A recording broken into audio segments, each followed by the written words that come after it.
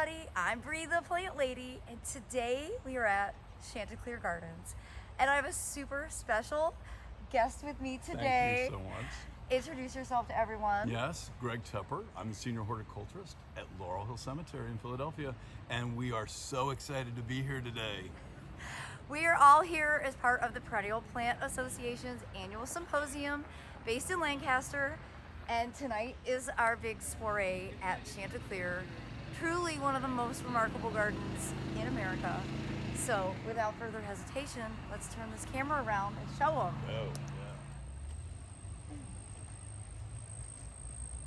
Oh, that's where we're gonna have our entertainment. Oh, and there's butterflies floating around everywhere. And not only is Chanticleer, it's a pleasure garden. Yes. That is like their tagline. Every detail of this garden is incredible. Mm-hmm. From the amazing trees like this outrageous Perodia to all the herbaceous layers. I wonder how many different taxa are on this property. Yeah, really. It's very diverse. You're gonna see so much. Obviously, we are right here in a little shady pocket. I brought North Carolina weather with me, which was unfortunate. It's like 98 degrees, and we're gonna try and stick to shade. Which is gonna be hard, because some of my favorite gardens are full sun.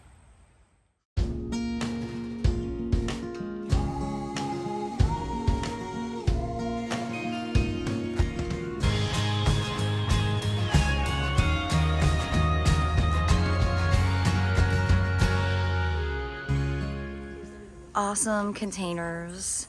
The container gardens here are really so inspiring. So much of my garden is inspired from here in very tiny ways. But look at those Amorphophallus. So this is always my favorite way to enter the garden. I love this courtyard. It's like a Mediterranean courtyard. Look at those plumbagos and olives and beautiful lavender and bay, citrus. It's just like a super hot microclimate. So beautifully done. And then into this gate is the teacup garden, which, well, I'm gonna say this like 1,000 times. Every space in this garden is my favorite thing ever. I love this garden so much. If you have not been to Chanticleer, you are not living a happy life without seeing this in person. Dan Benarzik, I believe, is the gardener in this section. He is so incredibly talented and creative, and every year it's completely reinvented and changed. Totally different plant palette, different theme. It's just endlessly inspiring. We had a really great presentation this morning from Jared Hughes, who owns Groovy Plant Ranch. And this is one of his plant introductions. That is Canary Wings Begonia. Really, really cool plant. Highly recommend including that on your must grow list. I love it here on this pillar. This is very tropical. I don't know what all the plants are. This being a pleasure garden, this tour won't be all about botanical names. It's gonna be more about showing you beautiful scenery.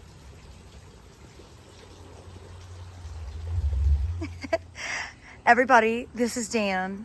Hey everybody from PPA, welcome to Chanticleer. I want to say hello to everyone and give everyone a big sweaty hug and welcome you to our garden. So thanks for coming. Oh, thanks for the hospitality. This canary wing begonia, am I saying it right? Yes, is so awesome. I just said that Jared gave a talk today for us, and it was so inspiring, and now I just want to buy these because they support him, and I want to make these next year at my house. These videos and garden tours are really important for me because I'll look back at this later on and be reminded of things that I can implement next season. Okay, we've got to show them the Phlox Gina. So I've commiserated about this because for me, Phlox Gina hasn't been a good performer. In fact, it's never overwintered successfully. I'm probably gonna try again because Look at all of the butterfly activity.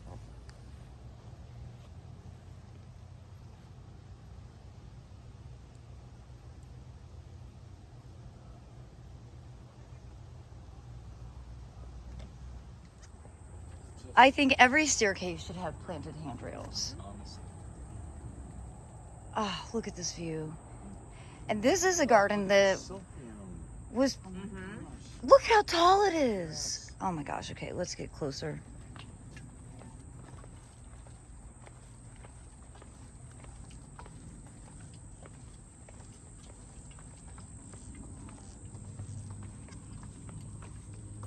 Wow.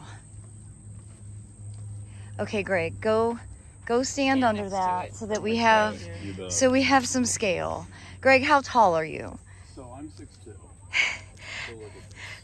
This is incredible. You gotta love Sylphium. It's so textural, and yet the flowers just hover above you, and to see them up against the blue sky, oh, love it. So cool. Oh my gosh. Wow. Most dynamic combination. It's so fiery. Everywhere you look, there's butterflies. Oh, I see monarchs over there. I'm obviously in a monarch deficit in North Carolina. It is a pleasure garden for sure. It's the most extraordinary. And the nice thing here, though, is there are aspects of this garden, when you dissect them down, you can translate it to your own home garden. Yes, you can. And sometimes it doesn't feel like you can do that, like in a place like Longwood, where, you know, the structure is so significant, it's hard to see beyond that. Yep. For all of you YouTube people, my grain borders were inspired by the Serpentine garden here at Chanticleer, which I will show you. It's only recently been planted, so I think the buckwheat is just starting to germinate. Oh. It was planted with wheat and bachelor buttons for the spring.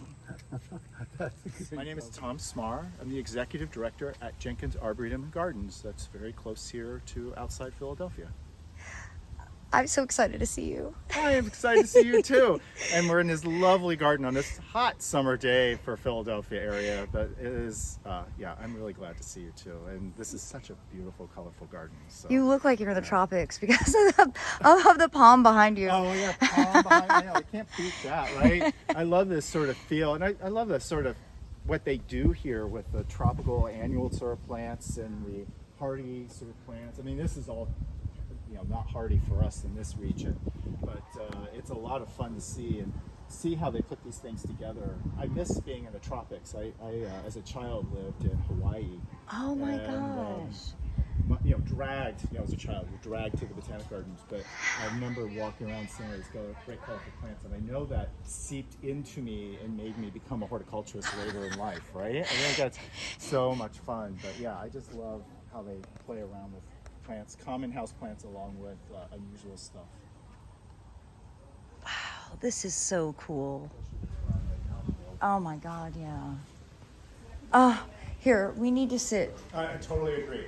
I love this furniture. There used to be a big table. I don't know, maybe that's something Yeah, else. I remember This the stone big top. table, yeah. Maybe they moved it out this year. But I love I'm a furniture maker as well, so I can really appreciate all the wood crafts they do here. This side, I guess, is on the older side. It's been here for a while, so I think it's required to be on this porch. But It's yeah, so beautiful. I love the simplicity, but the beautiful lines, and it's heavy duty. It's not going anywhere. So that's one of the things they do in the winter is all the gardeners make things, and then they do something like this. It's like, gosh, how beautiful is this? To take the time to make beautiful arrangements.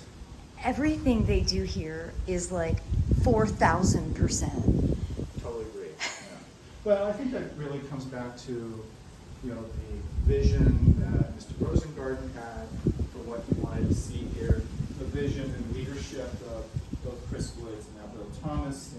Bill Thomas been here for a long, long time, and all the gardeners too, in their approach and work. I think it really, it's when you build a culture of a place and you really build that vision into its roots. I think that's really big. And I think for many of us, how do we build how do we get to excellence? How do we get to authenticity, right? I think those are a lot of words we're using today as we talk about cultural importance of recognitions, and I think that's what we're all looking. How do we be that authentic and true to what our ideals? And Chanticleer, they do it. You know, they're true and authentic and colorful and playful with it. So the most exciting thing tonight is that we get to have a private pool party. This is the most extraordinary pool / garden space, and I cannot wait to go swimming. Oh yeah, pool party time.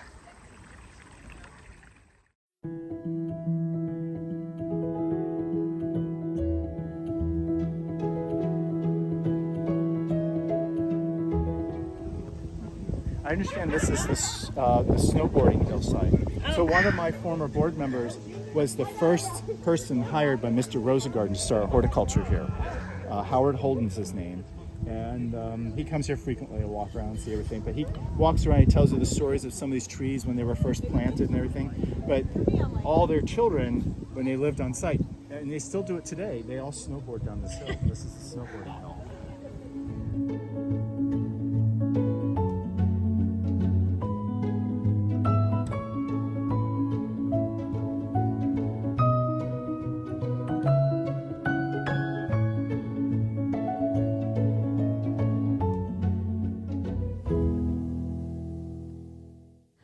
Okay, so we are here in the Serpentine border, which if you follow me, you know, this is where I got my inspiration for growing grains and writing Gardening with Grains.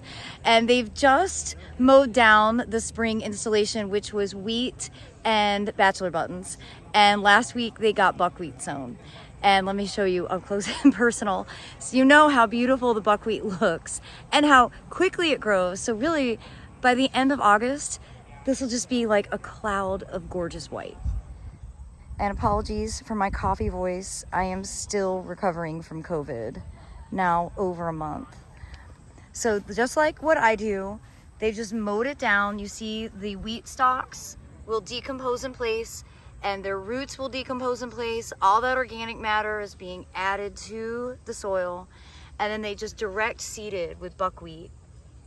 And you know, this time of year, buckwheat germinates usually 3 to 5 days and 30 days to starting to flower. And of course, it's an outrageous pollinator magnet. Also a fantastic green mulch. I use it as a chop and drop cover for, you know, suppressing weeds, but also adding really important organic matter to the soil. I'm gonna maybe have to sneak another trip up here in the fall so I can see the Serpentine border in its buckwheat glory. I just love to see this garden full of people enjoying it. How could you not? These borders are so dynamic and they look good all the time. Chanticleer opens April and I believe they close the last part of October. So if you are in Philly, this is a must-visit garden. There's just no two ways around it. Even if you're not like nerdy about plants, this garden will still serve so much inspiration.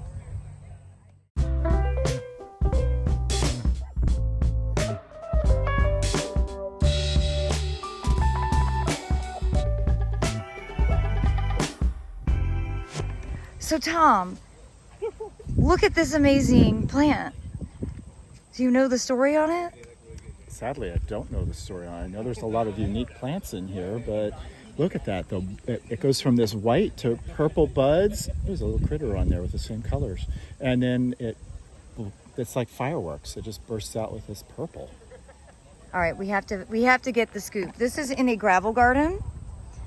For everybody to know, these are all plants that do better in sharp drainage and less fertility. Okay, you guys, you're not posing. Oh. Okay, first of all, introduce yourselves. Oh, hi, I'm Rachel Jowan. Mark Peterson. And I'm Teddy. All right, so we walked up here and it was like, oh my God, what is this weird white flower thing? And we figured out it's a liatris. Yeah. But which species? 1, 2, 3. Aspera! Okay, we're not TikTokers, you know. Liatris aspera. Super cool. I mean, I would grow it just because this bud structure is so awesome. But then, oh, I won't get focus. There we go. Then the flowers open like that. It is so cool. I think everybody is going to go home and try and find this.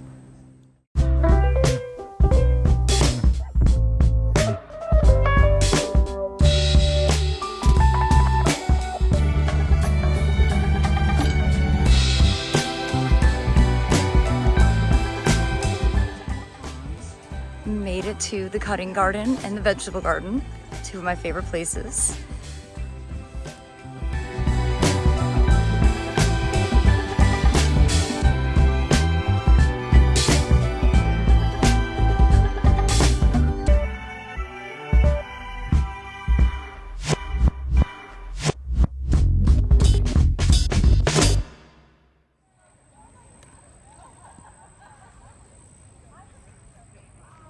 I love this millet. This is Purple Majesty. And not only is it a really cool plant in the garden, birds love to eat the seeds, and you can use it, of course, for cut flower arrangements, which is precisely what they do here at Chanticleer. This is the cutting garden, and they use these plants to build their most exquisite flower arrangements, including traditional uprights and floating flowers. There are so many monarchs. I hope they make their way to North Carolina.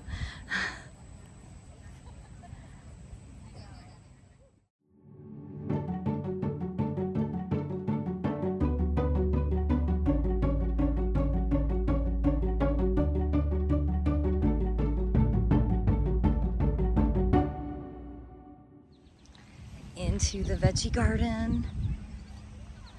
They do such a beautiful job here, and look at those tomatoes. Oh yes. And the produce they grow gets distributed to the staff and also donated to a local food bank. Everything they do at Chanticleer is exquisite and inspiring,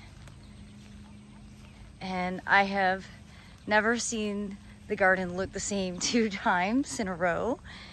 I'm fortunate that I've been able to visit on a near annual basis, and I'm just always so impressed. And wow, look at these zucchinis. Huh, my goodness.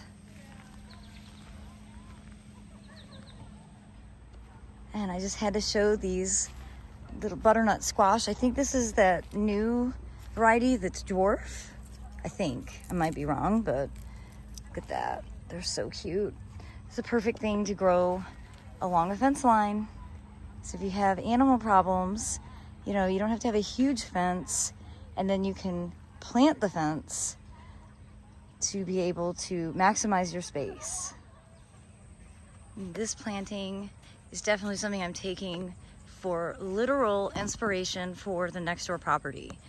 This is kind of the goal. Not a million different types of plants, a lot of repetition, plants that grow well, plants that of course attract pollinators.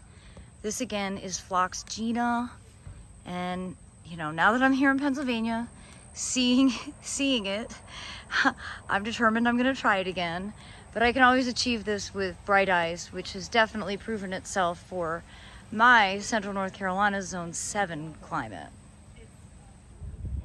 So another really awesome part of Chanticleer is going up this hill to the ruins, which there was actually a house on this site, and they tore it down and then reconstructed the ruin. And it's one of my favorite places in the garden, and I can't wait to take you up through it.